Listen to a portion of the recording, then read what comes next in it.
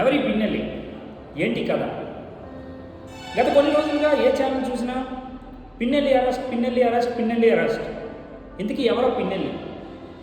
పిన్నెల్లి అంటే పిన్నెల్లి రామకృష్ణారెడ్డి, పల్నాడు ప్రాంతం మాచర్ల నియోజకవర్గం వైఎస్ఆర్సీపీ ఎమ్మెల్యే అభ్యర్థి ఈ పిన్నెల్లి రామకృష్ణారెడ్డి. అయితే గత గడిచిన సార్వత్రిక ఎన్నికల్లో ఈయన ఒక పర్టికులర్ పోలింగ్ బూత్ దగ్గరికి వెళ్ళినప్పుడు అక్కడ రిగ్గింగ్ జరుగుతుందనే నెపంతో ఈవీఎం ధ్వంసం చేయడం జరిగింది. అయితే ఈ ఈవీఎం ధ్వంసం చేయడం అనేది చట్టరీత్యా నేరం. దీనికి గాను ఆయనకి IPC section 147 unlawful of assembly, 148 రియోటింగ్, అలానే మరికొన్ని సెక్షన్లు ఐపీసీ ద్వారా ఈయనపై ఛార్జ్ చేయడం జరిగింది.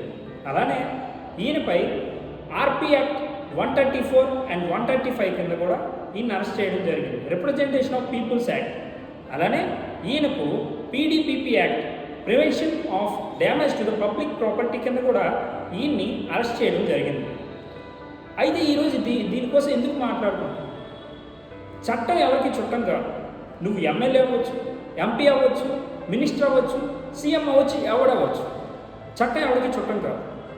ముఖ్యంగా ఈరోజు నేను చెప్పే విషయం ఏంటంటే, మీలో ఎంతమంది మీ యొక్క నాయకుల కోసం మీ యొక్క ఫ్రెండ్స్ తోటి లేదా మీ ఇరుగు పొరుగు వారితో తగులాడుతున్నారు? రానున్నది జూన్ 4, అంటే మన ఎలక్షన్, ముఖ్యంగా మన ఏపీ ఎలక్షన్ రిజల్ట్ రానున్న రోజు. మీకు ఫ్రెండ్స్ అవ్వచ్చు, మీ ఇరుగు పొరుగు వారు అవ్వచ్చు, మీరు బెట్టింగ్లు కాస్తూ ఉండొచ్చు లేదా తగులు పడవచ్చు. ఆ రోజు మీరు ముఖ్యంగా గుర్తుపెట్టుకోండి, మీ నాయకులు ఎవరు మిమ్మల్ని ఓదార్చడానికి లేదా మీ బాగోగులు చూడడానికి ఎవ్వడూ రాడు. జైలుకు పోయేది మీరే. ఈరోజు మీరు చూసుకోవచ్చు, పిన్నెల్లి రామకృష్ణారెడ్డి ఒక్కడు మాత్రమే అరెస్ట్ కాలేదు. ఆయనతో పాటు 20 మంది అరెస్ట్ అయ్యారు.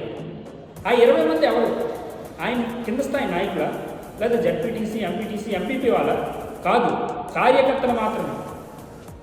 అయితే కార్యకర్తలు ఎందుకు అరెస్ట్ చేశారు? ఆ నాయకులు వీళ్ళపై ప్రోద్బలం చేసి వీళ్ళ తప్పులు చేపిస్తున్నారు. నాయకుడు ఎప్పుడైనా ఆడి ధనబలంతో నాడు తప్పించుకుంటాడు, కానీ కార్యకర్తలు తప్పించుకోగలరా? ఆలోచించండి. రానున్న జూన్ 4వ తారీఖున రాష్ట్రం మొత్తం 144 సెక్షన్ విధించనుంది.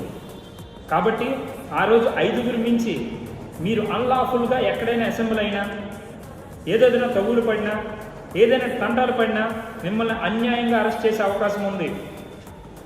సో మిత్రమా, జాగ్రత్త పడు. ఆ రోజు నీకు విషయం లేని, నీకు సంబంధం లేని ఎలాంటి విషయాల్లో కూడా నువ్వు తలదోర్చు. నీకే గుర్తుంచుకో. అర్థమవుతుందా?